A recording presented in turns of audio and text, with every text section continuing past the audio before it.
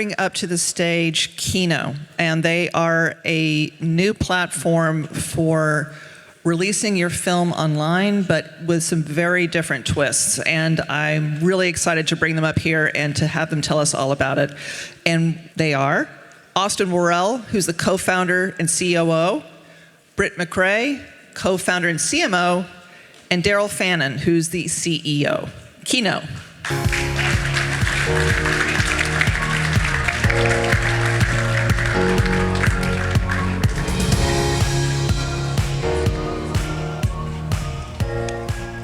So real quickly, just tell us a little bit about your backgrounds before, life before KINO. Yeah, so I was actually born in a fundamentalist religious cult that didn't let me go to the movies as a kid. I was not allowed to wear shorts, play sports. We called the TV the Hellivision. At 17 years old, I realized, oh no, I believe a bunch of crazy shit.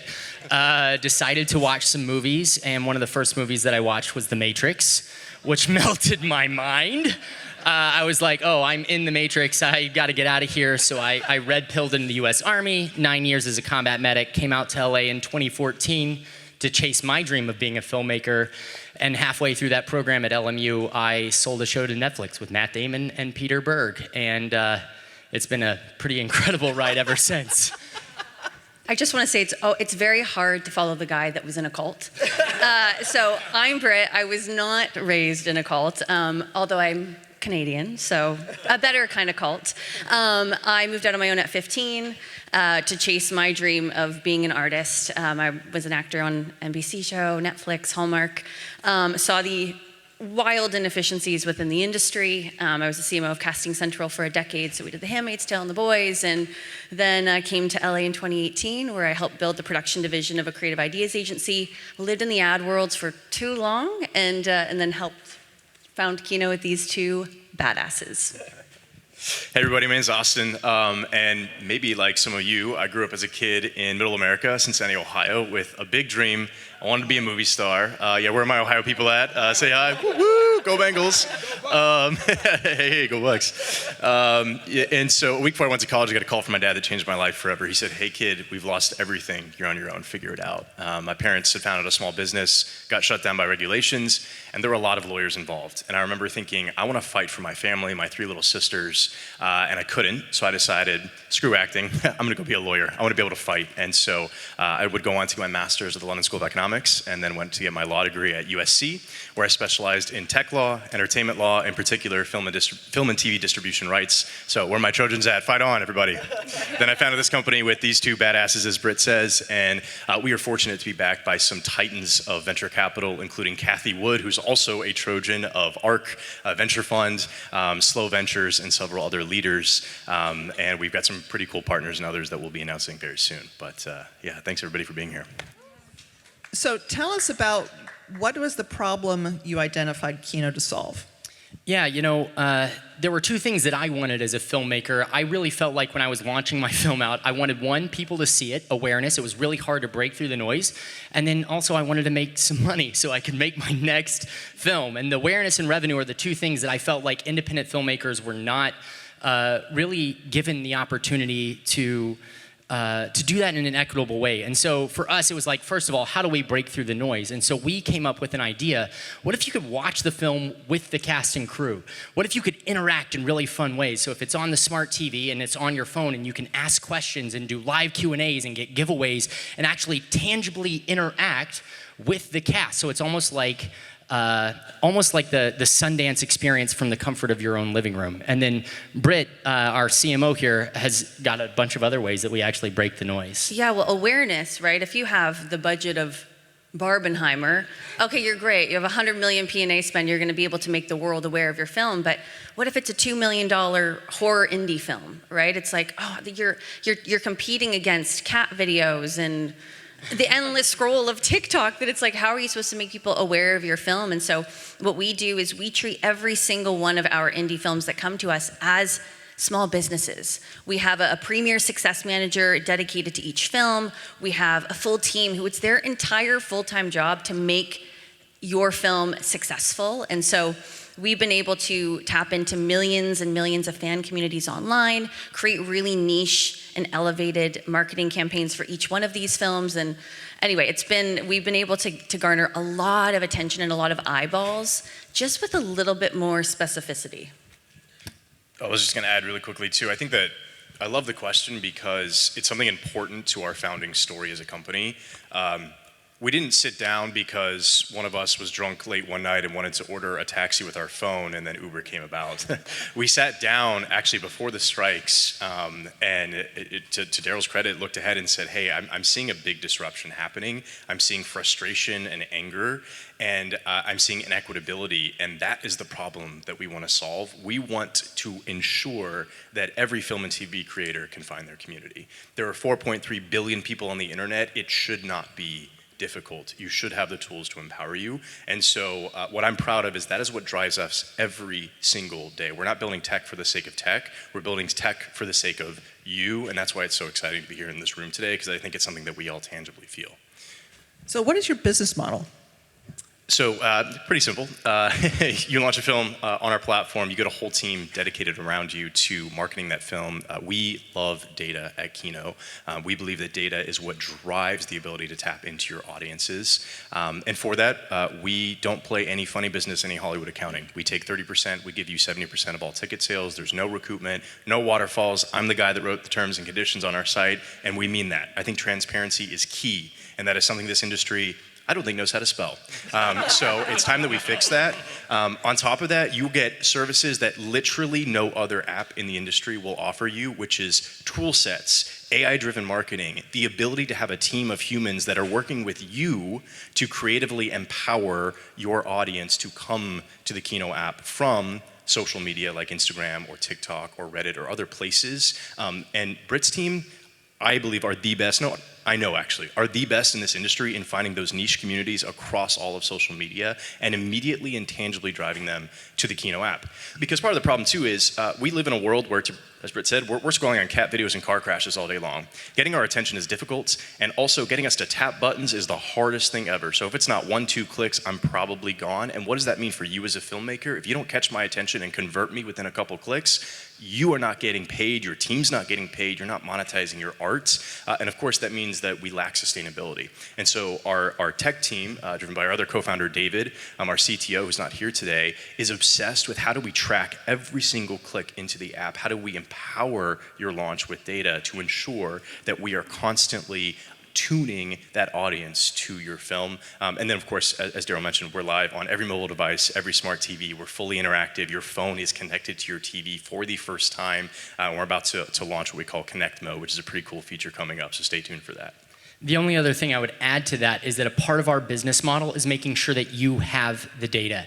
As a filmmaker, I was always very frustrated because I didn't know who my audience was. Netflix didn't tell me who was watching the show or who wasn't. And so what we do is we give you the demographic and geographic data, not only of the millions and millions of people that are engaging on the marketing side and through our marketing push, but also who is actually buying tickets and merchandising, because that tells you who your super fans are. And then when you're running ads on KINO and in other downstream windows, you can run better targeted ads because you know who is actually engaging with your content.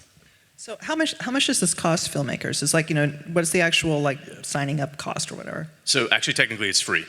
So we don't charge anything for our services. However, we do have a P&A requirement.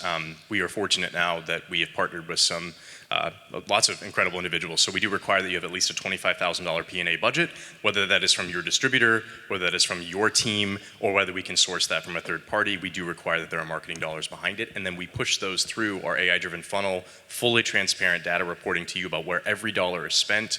We also believe we should not be throwing spaghetti at walls, right? We have a good example of a film we did in Q1 of this year. Kim Coates from Sons of Anarchy was the star, and it was a Southern-based drama, and we thought it would do really well in Georgia and Texas. This thing popped off in Canada, so we stopped spending in Georgia and Texas. Never would have guessed. And the thing is, that's because we have data hooks on every single little button being clicked from Instagram to KINO, from TikTok to KINO, in ways that we can actually now more efficiently, that's our second value at KINO, equitability, then efficiently drive fans to discover and watch your film, which will increase the monetization, which ultimately solves the inequitability problem. Because if we aren't getting paid for our art, that doesn't continue to drive the amazing artists that are here in this room. Yeah, and that $25,000, that's right into your film, right? We don't keep a dollar of that. That's just all used for the marketing of your project. And that's not just a number we made up, that's actually validated, because if you're trying to market a film, first of all, like Britt said before, you're up against Barbenheimer. So there's no way you're gonna outspend the studio system. There's no way you can do that. However, if you're really smart about how you target those ads, and so to run an effective paid ad strategy, if you're spending less than $10,000, you don't have time to optimize. So it takes a minimum. But the other thing that Britt's team does really, really well is she engages with influencers and individuals who are in the direct vertical of your film. So if you have a queer horror film, we're not going to someone just because they have millions and millions of fans. We're going to the Pythian priestess because she has 500,000 lovable lunatics who are looking specifically for supernatural content. And that allows us to be very specific with our ads, with our marketing, and with our campaigns. Yeah, actually, I use the KINO app to watch Empire Waste. And tell me about, like, who did you reach out to for that? What was that process like? Oh, go watch this movie. This movie is like, I genuinely believe that this is a movie that every kid, adult, grandma needs to watch to heal their inner child. Like, it's such a good movie. It's a movie about body positivity. But we reached out to Tess Holliday and Taylor. We had a series of the body positivity pioneers to come on board to properly articulate this message, because it's like every movie, there's a whole bunch of other meanings and purposes that fall under each piece of IP, that it's like we have to be tackling that too, and we can do that with influencers. And when you create the pre and post show, and I should kind of describe a little bit. So for like Empire Waste, they had this pre-show with these influencers. It was Tess Halliday, and who was the other one? Taylor, okay. It was like a kind of like a little, back and forth Q&A sort of thing that was discussing issues of body positivity, and then there's the show, and then afterward you had principals from the movie along with was it Stacey London? I think was the so Stacey London was in the movie and she hosted. Yeah, okay. And she was acted as MC. So how what is the process of producing that? Is that something you're doing in conjunction with the filmmaker, or you bring recommendations to them? How does that work? Yeah, so every film is completely different. For this particular film, the director, Claire, is just a wonderful, phenomenal human being, and she worked with us through the entire process, but that's our team. Our team we build out all the various, our production schedule and all the various activations we're going to do, and we shoot, we build our pre-show, we build our post-show.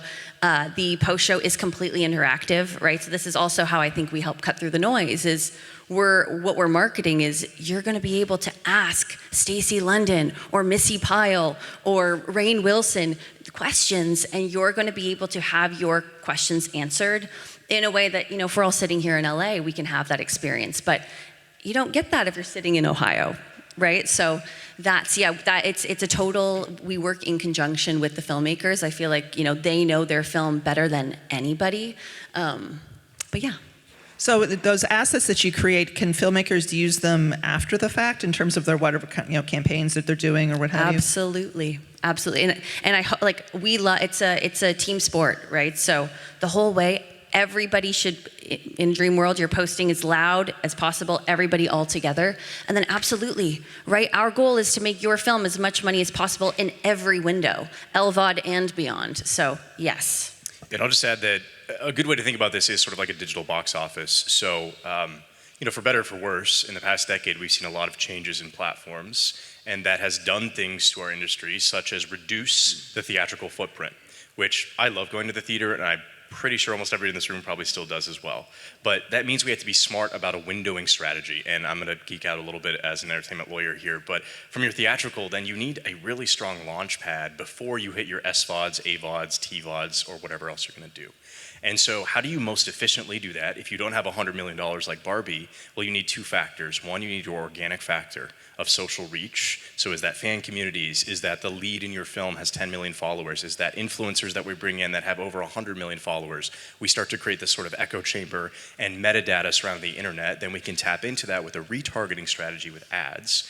And then you bring it all home with, if you think about it, I love this, I'll have to find this and post this at some point, but there was this ad I saw from the 60s that was basically saying, go to the theater because the little screen wasn't meant for film. The big screen was meant for film. That's where the best premium experience is, and you can only see it now in theaters. So if you think about it, the theatrical release used to be premium, scarce, and shared. How do we recreate that digitally? You can't just drop the video on the internet, right? We have YouTube. So how do we create premium, scarce, and shared? Well, we have invented a new window now that doesn't interfere with any of your other rights. It's called LVOD. So Netflix invented SVOD, subscription video on demand. We invented LVOD with our outside counsel, Greenberg Glusker.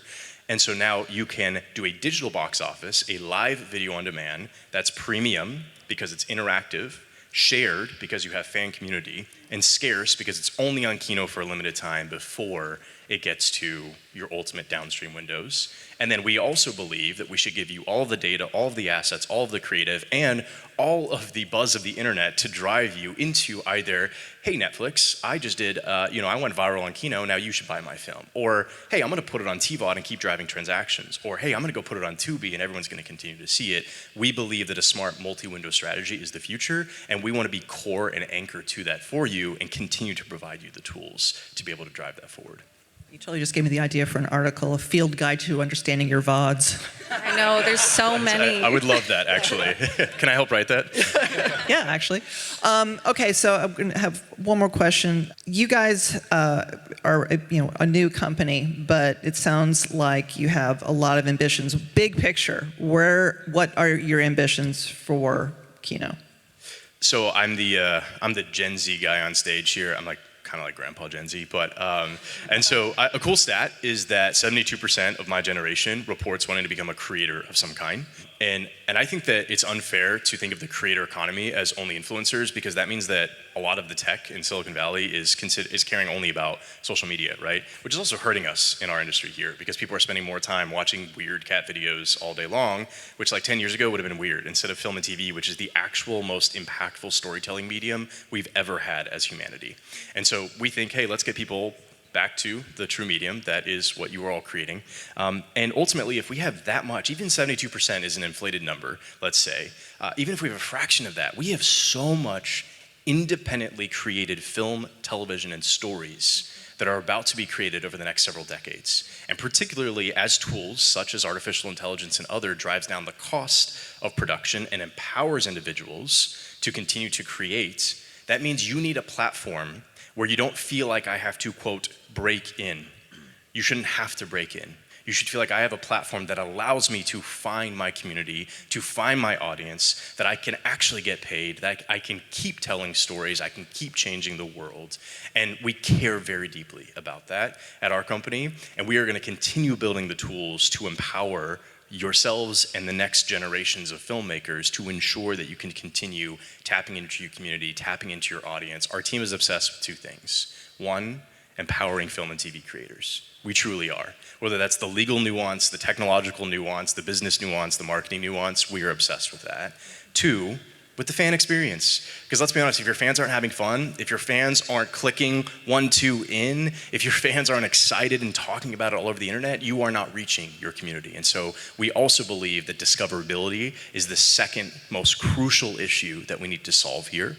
And so we're building out tool sets in our app to be able to do that. And I'm excited that we've just really amassed an incredible team that cares so deeply about that. And that is something that, as long as we are the leaders of KINO Tech Incorporated, that will never falter. We are here for you. I don't know if you guys can tell, but we're a little obsessed. We're a little obsessed. Yeah, I think the other thing that we're really obsessed with is building an actually sustainable industry so that we don't all have to struggle. Because I'm tired of watching film and TV creators who are creating billions of dollars of value and seeing an infrastructure that takes that away. So we're passionate about sustainability and equitability. And as long as we're in charge, that's gonna be what we're gonna be building toward. I'll add the last thing too is the future is independent. Like without a doubt, we're seeing it now. The future is independent. Also, I can get into like the economics and legal behind that, where ultimately at the end of the day, 75% of content that you see on every streaming platform was independently produced, and then Netflix came in. Ted Sarandos just announced that they're reducing originals production, increasing licensing. So like without a doubt, whether you look at the economics, the legal, or just the social side of it, the future not only is independent, it has to be independent. So it's time that we stop this divide between the independent space and the studio space. That was something that came about in the 20s. It doesn't make sense anymore. At the end of the day, you are film and TV creators. Your voice is valid. Your story should be seen and heard. And at KINO Tech Incorporated, we're here to support you on that. Thank you guys so much. Thank you, Dana. Thank you.